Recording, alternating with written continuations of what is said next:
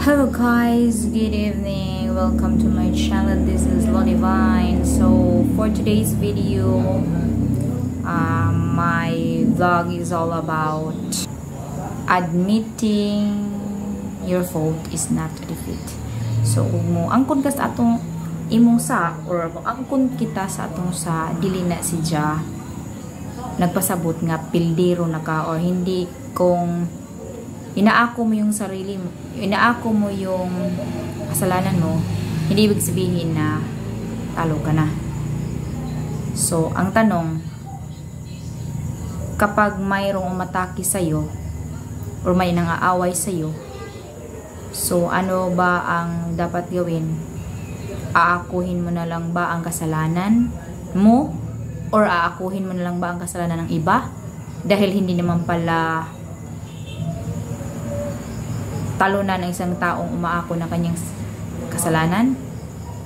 Or kahit hindi mo kasalanan, aakuin mo dahil hindi naman pala ibig sabihin nun ay talo ka. Yung mayroong aatake sa'yo at tama ba na aangkinin mo lang yung kasalanan, or kung hindi mo man aangkinin yung kasalanan mo, or kung hindi ka man magpakumbaba, or tama ba na magpakumbaba ka na lang at iindahin mo na lang ng aakuhin mo na lang yung sakit, o lalo mong i-nourish yung yung mga feeling mo na galit ka, or feeling mo na parang tinatapakan ng pagkatao ko, ganyan, nag-struggle ka, dapat kang maipakita mo kung ano ba talagang tama at sa hindi. So nag-struggle yung feeling mo, so may power struggle ka kung sino ba talaga yung tama at mali. So, o kung ikaw ang mali, aakuin mo ba na ikaw ang mali, or kung siya naman ang tama, aakuin ba niya na siya ang tama at ako ang mali? Kung ako naman ang tama, aakuin ko ba na tama ako, siya ang mali? So power struggle yan, or bapatulan ko ba siya o hindi, ganyan. So imo ba siyang tubangan sa isang gibuhat or dili? So power struggle na. So ang ibig sabihin yan, wag mo raw patagalin ang ganyang feeling. Ang power struggle mo na yan, wag mong patagalin, dahil kapag pinatagal mo yan, lalo yang magki-create ng mas malalim na damdamin. So, dapat mo alam mo kung ano ang dapat mong gawin kapag ganyan. So, wag mo raw, sabi dito, sa nabasa ko, do not, sabi niya dito, do not answer his action with a reaction. So, wag mo raw, yung action na mali para sa'yo, or yung ginawa na mali sa'yo, huwag mong papatulan siya, or huwag kang re-react na katumbas nung ginagawa niyang action. Huwag mo siyang patulan, ibig sabihin. Huwag kang mag-react sa kanyang ginagawa. Lalo na kapag hindi ka naman sinasaktan physically. So, kung sabi-sabi lang, kung nag-chismis lang siya dyan, so huwag mo na siyang patulan. Okay. So, kung masakit man yung damdamin mo, humanap ka ng paraan na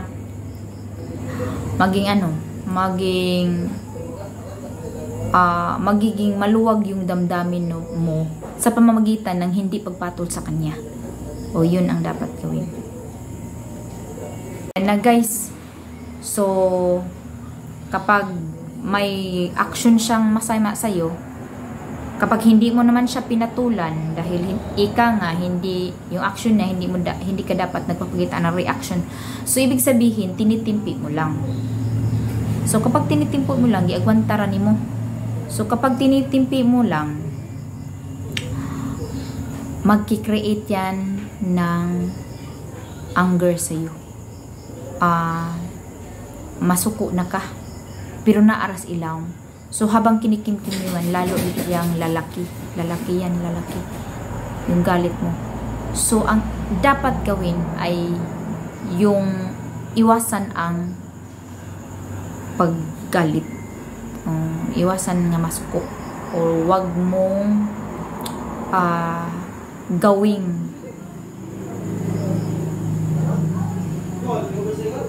malalim ang iyong galit. So, gumawa ka ng paraan na hindi lalalim yung galit mo. Hindi lalaki yung galit mo. Kasi, ika nga dito, no? Sa binasa ko na, ang galit daw ay isang tool o kagamitan mo para mapatulan mo ang isang tao sa kanyang mga maling ginawa sa'yo. So, tool yan. So, magagamit mo yan para mayroon kang basihan para patulan mo siya. So, kapag pinalaki mo yung galit mo, magiging malaki rin ang tool mo or kagamitan mo para makakapag-react ka sa kanya. Imbis na magalit ka, hindi ka na lang magagalit dahil mayroong paraan para hindi mo ibabaliwala mo ang iyong galit sa ibang tao. So, kumpara sa akin, dati nung bata-bata pa ako, kapag nagagalit ako, lalo na kung may punto ako, magagalit ako, pero ako talaga yung tao na pag nagalit ako, pag may narinig akong salita or mga chismis sa labas, hindi ko nagagalit ako pero sa loob lang ako ng bahay. Hindi ko galing manugod. Pero kapag sinaktan ako physically, yun yung magagalit ako. O sinaktan ako harap-harapan, doon ako sasagot. Kung ang pagpatol ko sa mga ganun ay nakakayaman, okay lang yun. Kung nakakayaman siya, kung hindi naman, forget it. Walang kabuluhan. So, yan. At better, pray. Kasi pag nagdarsal ka, bibigyan ka ni Lord ng clear thinking. So, magiging malinaw sa iyo ang lahat. Ano bang dapat mong gawin? Dapat mo ba siyang patulan? Dapat hindi ba? O kung hindi naman kayo related, mas lalong huwag mong patulan.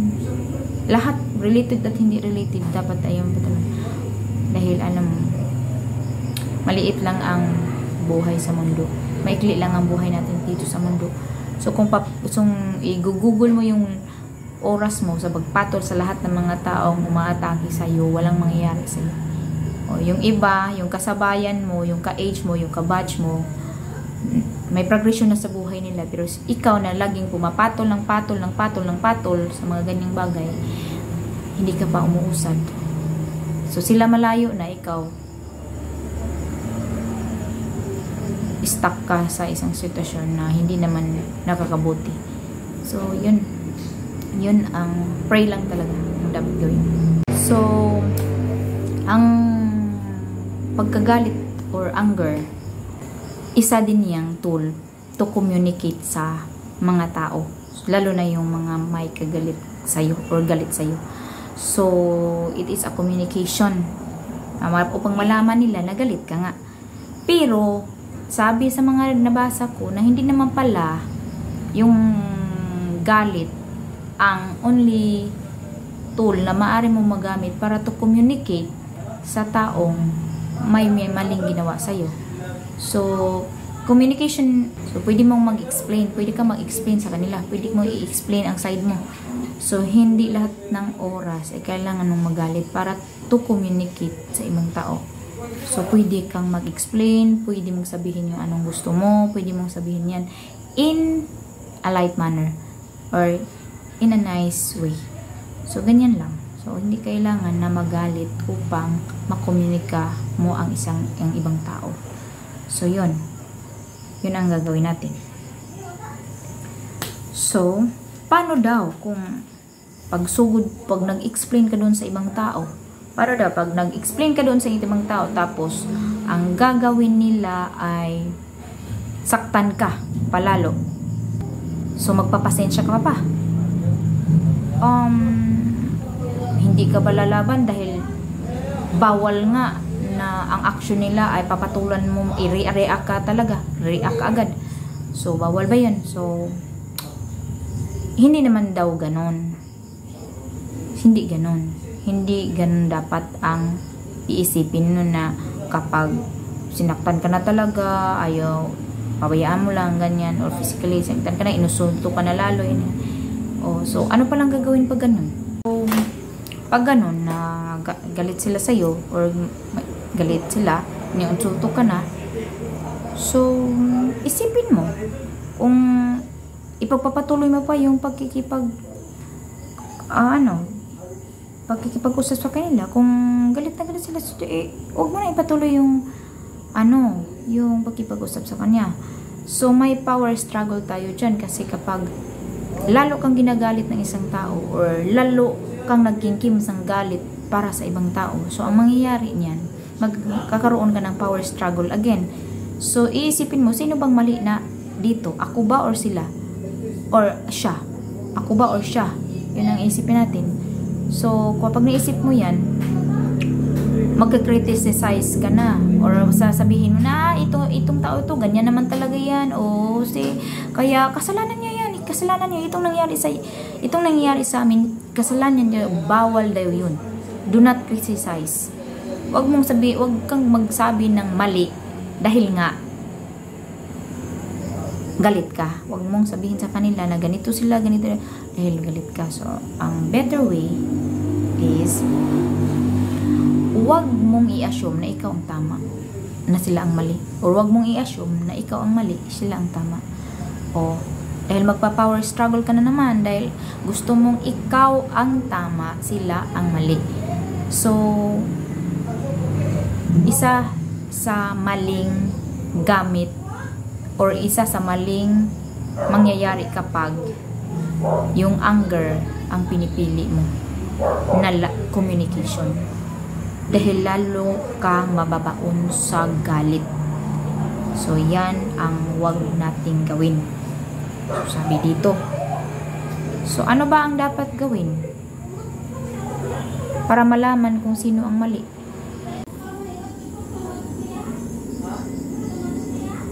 Okay, so pag may power struggle ka kung sino ang mali at tama, so ang iisipin mo, pag yan ang iniisip mo, darating sa iyong isipan na kailangan kong manalo sa labanang ito, at dapat kong matalo ang kalaban ko. Yan ang maling-mali. O galing ka na sa galit, lalo mong pinalala yung galit mo, nag-criticize ka na sa iba, hanggang na-realize mo na may tama at mali, at ako ang tama, siya ang mali. O di kaya vice versa, yung iba naman nag-iisip na sila ang tama at ikaw ang mali. So ikaw mismo maiisip mo, dapat akong manalo dito, ako ang dapat tama, sila ang dapat mali. So lalong naging mali lahat, telling you, na-experience ko na yan. So lalong magiging mali ang lahat, lalo na kapag mayroong nakisawsaw, magiging lahat ay mali. So yun na, magiging mali na. Kadalasan nakakagawa na tayo ng maling desisyon, nagagawa na tayo ng maling gawain dahil gusto nating manalo.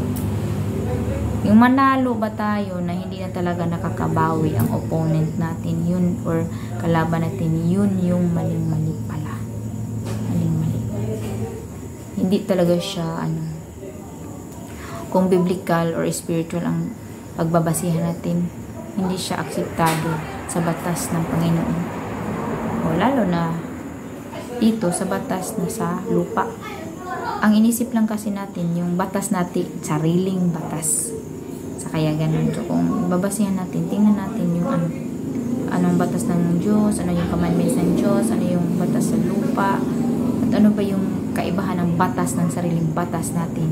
Yung sariling batas kasi natin, nakabatay kung anong gusto nating mangyari. Ang batas sa lupa, batas nating gobyerno, hindi ganun patas siya. Tayo lang ang nag-iisip na hindi siya patas. Lalo na kapag commandments ng Panginoon o rule ng Panginoon, batas ng Panginoon. Lalong-lalo lang justice talaga, just talaga ang Panginoon. So isipin natin, kung tayo yung Panginoon, ano bang dapat nating gawin? Ito ba? Ito ba na dapat siya ang manalo, ito yung hindi? Ang rightness daw, or yung pagiging tama ng isang tao, hindi yun sinusukat kung ikaw ay or tayo ay nanalo or natalo sa isang alitan or labanan. So, hindi kailangan na manalo tayo sa isang labanan or alitan. Yan. Kahit ano pa man yung sabihin ng ibang tao, dapat yung alitan na yan, matapos na yan, or tulukan na yan, nang walang nangyayaring hindi maganda. So, dapat ganun yung gagawin natin. So, hindi kailangan na dahil ina-assume mo na ikaw yung tama, dapat yung kabilang panig ay magsasubmit sa'yo or hihingi ng tawad sa'yo, yuyuko sa'yo. So, hindi ganyan. Or ikaw naman, kung iniisip nila na sila ang tama, ikaw ay yuyuko. Hindi kailangan may yumuko sa inyo. Dapat tapusin, bawat side, dapat tapusin nyo na talaga kung ano yung mga alitan ninyo. Kayo mismo sa sarili ninyo, tulukan nyo yan. Walang mangyayari sa inyo na progression kapag ganyan. O, hindi kailangan na matalo mo siya bago mo tulukan ang issue, or matalo ka niya bago tulukan ninyo ang issue. So, no matter kung ano yung sabihin ng iba, talunan siya dahil sumusuko, hindi ganyan. So, ang dalawang taong nag-aaway, hindi lang isa ang may kasalanan, silang dalawa ang may kasalanan. Dahil kung ang action ay mali, tapos tinumbasan mo ng another reaction na mali, magiging mali talaga yan. So, yung action ng iba, tinumbasan mo ng reaction na mali, mali yan lahat. So, kayong dalawa ang may mali.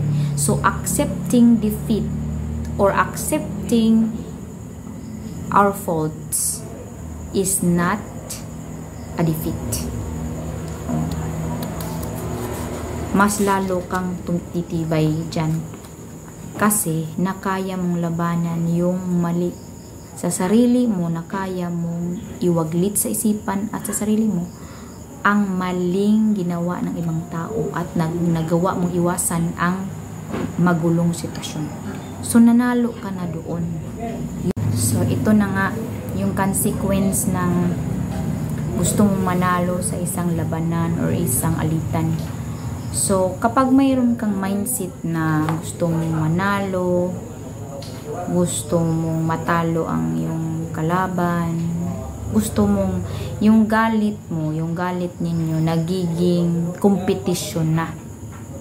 So, kapag ganun, mas lalo ka mababaon. Bakit? Pipili ka na ng maling solusyon. Pipili ka na ng maling daan para manalo ka lang. So, hindi ganun ang dapat gawin. So, admitting mistakes, conveying words of apology. So, dapat, kung naisip mo na mali ka, kung na-accept mo na mali ka, so dapat mag-apologize ka. Yun ang tamang gawin. Kung mapupunta ka sa maling paraan, magiging mali rin ang consequence. Magiging mali lalo. So, yan ang resulta ng power struggle. Hindi maganda ang power struggle talaga. Dahil nagiging ang galit ay paraan ng communication. Tool yan to communicate. Kapag may power struggle ka, nagiging lalong mali kung iisipin mo na ang solusyon ng isang problema ay ang kung sino ang aangkin na mali or tama at paano ka mananalo, ma-prove mo na tama ka. So, magiging mali yan. So, mas mabuti pa yung i-accept mo yung mistakes dahil hindi kawalan ang pag-accept ng mistakes, and then apologize. Yun. So, yan ang dapat gawin. Dahil hindi naman yung judgment natin or judgment ng ibang tao na umamin yan, nagpakumbaba yan, nag-apologize na kasi siya yung mali. So, wag na nating isipin yung ibang tao. Isipin na natin ang makakabuti para sa atin. Kung magiging selfish man lang tayo, isipin natin kung anong makakabuti sa atin. Wag yung nakakasama sa atin. Kasi kung iisipin mo, kapag nanalo ka sa alitan, kapag nanalo ka sa isang labanan or sa isang away, hindi ikakaganda ng buhay mo yan. Dahil maaari makagawa ka ng masamang gawain. Maaari makagawa ka ng masama sa iba. So, hindi magiging madali sa iyo yan.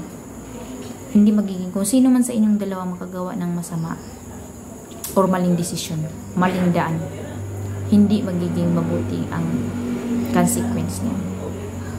Ang pag-accept ninyong dalawa ng inyong kasalanan ay mas mabuting gawin upang kayong dalawa ay makapagpatawad sa isa't isa.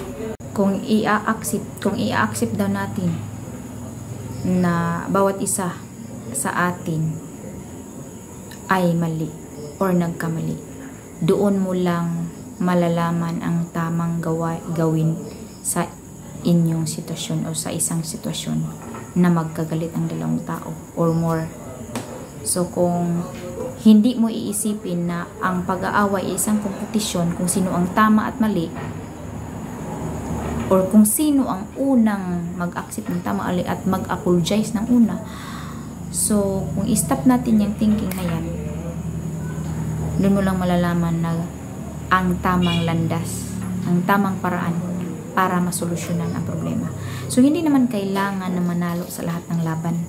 Mayroong mga laban na dapat ipanalo mo. Lalo na yung mga magandang laban. Pero yung mga laban na magdadala sa iyo lalo sa kasamaan, hindi na dapat yun ipinaglaban.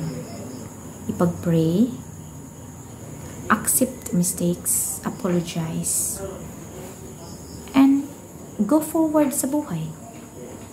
At magiging progressive ka pa. Magiging progressive pa tayo. Dahil wala kang tatapakang tao. So, yan ang dapat gawin natin. So, isa-isip at puso natin na accepting our faults is not a sign of defeat. Lalo kang mananalo kapag alam mo kung kailan ka susuko. Dahil hindi mag-aaway ang dalawang tao kung hindi kayong dalawa ang nagkakamali. Kayong dalawa ang hindi nagkaintindihan. So, kaya ganun. So, dapat kayong dalawa rin lang ang aako ng mga mali ninyo. Okay? So, ganyan. I-apply natin sa ating buhay yan. Dahil nakakabuti yan. At sana may napulot kayong aral sa vlog na ito. At mag-comment lang daw sa comment section kung ano pa yung mga advices na pwede nating maibigay sa ating mga manonood. Okay, hindi lang naman para sa ating manonood, tayo rin na nagbabasa at nagre-research ay matututo rin tayo. So, ako may natutunan ako nito. Sana mayroon din natutunan kayo sa ating vlog ngayon. So, masubaybayan ninyo ako sa susunod vlog. So, sorry, nagtatagalog ako ngayon. At sana maintindihan ng lahat. So, thanks for watching. See you in my next vlog. Bye!